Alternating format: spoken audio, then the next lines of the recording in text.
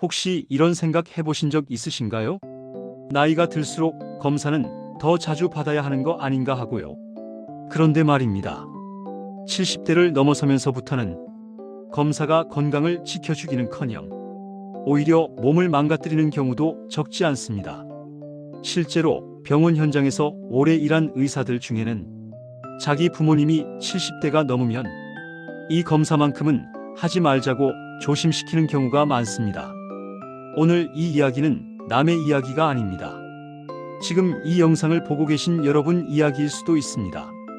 검사 하나 때문에 몸이 더 약해지고 불안해지고 쓸데없는 치료를 시작하게 되는 분들을 저는 정말 많이 봐왔습니다.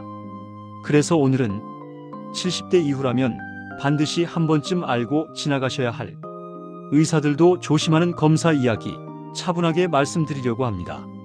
나이 들면 다 그렇다고요? 검사에서는 이상 없다던데요? 이런 말 정말 많이 들었습니다. 그리고 그 말 때문에 참고 버티고 더 검사만 반복하다가 오히려 건강이 무너진 분들도 많았습니다. 이건 여러분 잘못이 아닙니다. 우리가 너무 오랫동안 검사는 많을수록 좋다는 말만 들어왔기 때문입니다. 제가 기억하는 한 어르신 이야기를 하나 해드릴게요. 올해 73이신 분이었는데 특별히 아픈 데는 없으셨습니다. 다만 나이가 드니 불안해서 1년에 한 번씩 꼭 전신 검사를 받으셨죠. CT도 찍고 피검사도 빠짐없이 하셨습니다. 문제는 거기서 시작됐습니다. 전신 CT에서 아주 작은 이상 소견이 보였다는 말 한마디로 추가 검사, 또 추가 검사, 그 과정에서 방사선 노출은 늘어나고 몸은 점점 지쳐갔습니다. 결국 큰 문제는 없다는 결론이 나왔지만 그 사이 혈압이 흔들리고 식욕이 떨어지고 밤에 잠도 잘 못 주무시게 되셨습니다. 검사를 받으러 갔다가 건강을 잃고 돌아온 셈이었습니다. 왜 이런 일이 생길까요? 노화된 몸은 마치 오래된 집과 같습니다. 새 집은 작은 공사를 해도 금방 회복되지만 오래된 집은 벽 하나만 건드려도 여기저기 금이 갑니다. 70대 이후의 몸도 마찬가지입니다. 자극에 대한 회복 능력이 젊을 때와는 전혀 다릅니다. 특히 증상도 없는데 전신을 한꺼번에 들여다보는 검사는 몸에 부담이 큽니다. 방사선이라는 것은 필요할 때는 분명 도움이 되지만 괜히 자주 쬐면 몸속 세포를 지치게 만듭니다. 그래서 의사들 스스로도 자기 자신이나 부모님에게는 아무 이유 없는 전신 CT를 잘 권하지 않습니다. 또 한 가지 대장 내시경 이야기입니다. 이 검사가 중요하지 않다는 말은 아닙니다. 다만 70대 이후 특별한 증상도 없고 이전 검사에서 문제가 없었다면 너무 자주 반복하는 것은 오히려 위험이 될 수 있습니다. 장 정결을 위해 며칠간 먹는 약, 수면 마취, 이 모든 과정이 노년의 몸에는 큰 부담입니다. 탈수로 쓰러지거나 혈압이 떨어지거나 아주 드물지만 장에 손상이 생기는 경우도 있습니다. 검사를 하기 전에 이 검사가 정말 지금 나에게 필요한가를 한 번 더 생각해야 하는 이유입니다. 그리고 많은 분들이 검사 결과지에서 혹 하나 발견됐다는 말에 밤잠을 설치십니다.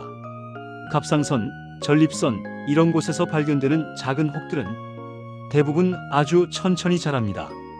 마치 마당 한쪽에 난 작은 풀 같은 겁니다. 평생 아무 문제 없이 지나가는 경우가 훨씬 많습니다. 그런데 이걸 발견했다는 이유만으로 수술, 치료, 약을 시작하면 오히려 삶의 질이 크게 떨어질 수 있습니다. 그래서 요즘은 발견했으니 무조건 없애자가 아니라 지켜보는 것이 더 나은 선택일 수 있다는 의사들이 점점 늘고 있습니다. 골밀도 검사도 마찬가지입니다. 한번 검사해서 상태를 확인하는 것은 필요하지만 숫자에 너무 집착하면 괜히 약을 늘리고 부작용만 겪게 되는 경우가 있습니다. 뼈는 하루아침에 변하지 않습니다. 그래서 너무 자주 검사하는 건 의미가 크지 않습니다. 마지막으로 꼭 말씀드리고 싶은 게 종양표시자 피검사입니다. 많은 분들이 이 검사가 암을 조기에 찾아주는 줄 알고 계십니다. 하지만 이 수치는 나이, 염증, 작은 질환만 있어도 얼마든지 올라갈 수 있습니다. 그 결과 하나 때문에 불안해지고 불필요한 검사를 또 하게 됩니다. 암을 예방하려다 마음 건강부터 무너지는 겁니다. 그렇다면 70대 이후 건강은 어떻게 지켜야 할까요? 의외로 답은 간단합니다. 검사를 늘리는 대신 몸의 신호를 잘 듣는 것입니다. 잠은 잘 자는지, 밥은 잘 먹는지, 걷는 게 힘들어지지는 않았는지, 이런 변화가 훨씬 중요한 신호입니다. 실제로 아까 말씀드린 그 어르신도 검사를 줄이고 생활 습관에 집중하면서 다시 안정을 찾으셨습니다.